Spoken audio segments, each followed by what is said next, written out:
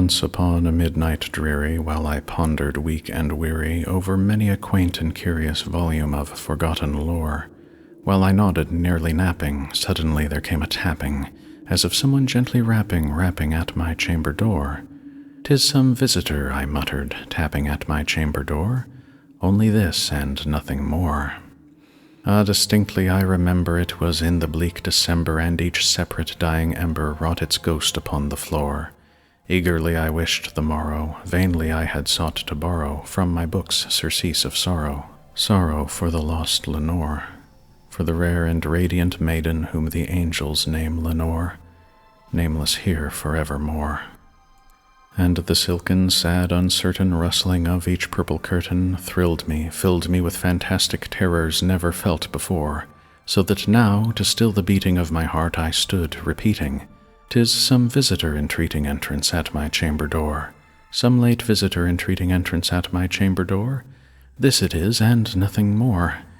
Presently my soul grew stronger, hesitating then no longer. "Sir," said I, "or madam, truly your forgiveness I implore. But the fact is I was napping, and so gently you came rapping, and so faintly you came tapping at my chamber door, that I scarce was sure I heard you. Here I opened wide the door. Darkness there, and nothing more."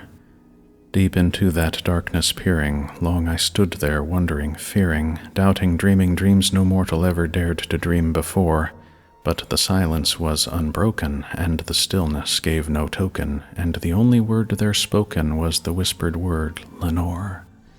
This I whispered, and an echo murmured back the word, "Lenore." Merely this, and nothing more. Back into the chamber turning, all my soul within me burning, soon again I heard a tapping somewhat louder than before. "Surely," said I, "surely that is something at my window lattice. Let me see then what thereat is, and this mystery explore. Let my heart be still a moment, and this mystery explore. 'Tis the wind, and nothing more." Open here I flung the shutter, when with many a flirt and flutter in there stepped a stately raven of the saintly days of yore. Not the least obeisance made he, not a minute stopped or stayed he, but with mien of lord or lady perched above my chamber door, perched upon a bust of Pallas just above my chamber door, perched and sat, and nothing more. Then this ebony bird beguiling my sad fancy into smiling by the grave and stern decorum of the countenance it wore. "Though thy crest be shorn and shaven, thou," I said, "art sure no craven, ghastly grim and ancient raven wandering from the nightly shore. Tell me what thy lordly name is on the night's Plutonian shore." Quoth the raven, "Nevermore." Much I marveled this ungainly fowl to hear discourse so plainly, though its answer little meaning, little relevancy bore. For we cannot help agreeing that no living human being ever yet was blessed with seeing bird above his chamber door, bird or beast upon the sculptured bust above his chamber door, with such a name as Nevermore. But the raven, sitting lonely on that placid bust, spoke only that one word, as if his soul in that one word he did outpour. Nothing farther than he uttered, not a feather than he fluttered, till I scarcely more than muttered, "Other friends have flown before. On the morrow he will leave me as my hopes have flown before." Then the bird said, "Nevermore."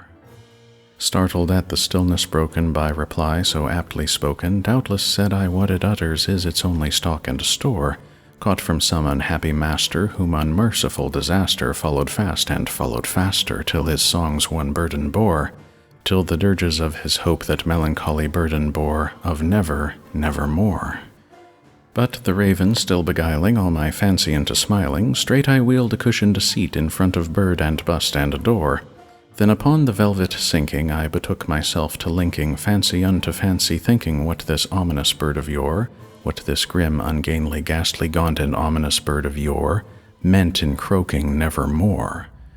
This I sat engaged in guessing, but no syllable expressing, to the fowl whose fiery eyes now burned into my bosom's core. This and more I sat divining, with my head at ease reclining on the cushion's velvet lining that the lamplight gloated o'er, but whose velvet violet lining with the lamplight gloating o'er, she shall press, nevermore. Then methought the air grew denser, perfumed from an unseen censer, swung by seraphim whose footfalls tinkled on the tufted floor, Wretch, I cried, thy God hath lent thee, by these angels he hath sent thee, respite, respite, and nepenthe from thy memories of Lenore. Quaff, oh quaff this kind nepenthe, and forget this lost Lenore.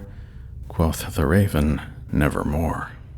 Prophet, said I, thing of evil, prophet still, if bird or devil, whether tempter sent, or whether tempest tossed thee here ashore, desolate yet all undaunted, on this desert land enchanted, on his home by horror haunted, tell me truly, I implore, is there balm in Gilead? Tell me, I implore.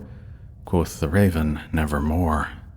Prophet, said I, thing of evil, prophet still, if bird or devil, by that heaven that bends above us, by the God we both adore, tell this soul with sorrow laden, if within the distant Aidenn it shall clasp a sainted maiden, whom the angels name Lenore, clasp a rare and radiant maiden, whom the angels name Lenore.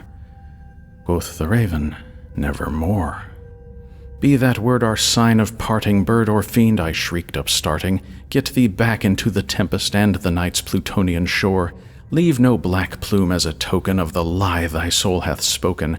Leave my loneliness unbroken, quit the bust above my door. Take thy beak from out my heart, and take thy form from off my door. Quoth the raven, nevermore. And the raven, never flitting, still is sitting on the pallid bust of Pallas just above my chamber door, and his eyes have all the seeming of a demon's that is dreaming, and the lamplight o'er him streaming throws his shadow on the floor, and my soul from out that shadow that lies floating on the floor shall be lifted nevermore.